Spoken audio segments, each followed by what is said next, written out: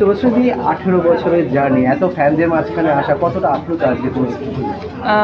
আপ্লুতর থেকেও বড় কথা, আমি ভীষণই ইমোশনাল, ভীষণই গ্রেটফুল ভগবানের কাছে এবং আমার এই ভালোবাসার মানুষগুলোর কাছে।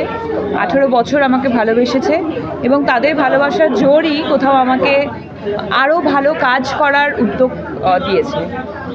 সো আরও স্বপ্ন দেখতে সাহায্য করেছে। সো সব মিলিয়ে তাদের কাছে আমি সবসময় কৃতজ্ঞ।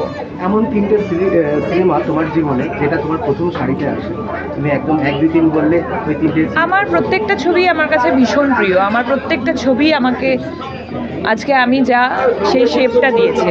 সো মায়েরা যেমন কোনো বাচ্চা, যে কোনো একজন বাচ্চাকে বেছে নিতে পারে না, সেরকম আমিও যে কোনো একটা ছবি বা 3টে ছবিকে বেছে নিতে পারবো না। একদমই তাই। ধরো না, একটু ধরো না। একদমই তাই। তো এবার বিষয়টা যেটা হচ্ছে যে এত বছর তো ইন্ডাস্ট্রিতে আছো, অনেক কিছু না পাওয়া হয়েছে, সেগুলো নিয়ে দুঃখ করো? একেবারেই না। না পাওয়ার মধ্যে একটা আলাদা মজা আছে এবং সব কিছু পেয়ে গেলে মানুষ আর মানুষ থাকবে না, তো ভগবান হয়ে যাবে।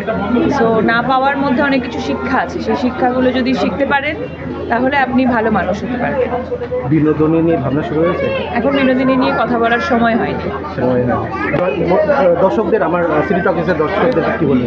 এটাই বলবো, সবাই খুব ভালো থাকুন। প্রথম বছরে এখন মানে জাস্ট স্টার্টেড, ফেব্রুয়ারির 8 তারিখ আজকে, এবং ভগবানের কাছে প্রার্থনা করব সকলের এই বছর খুব ভালো কাটুক। Thank you very much.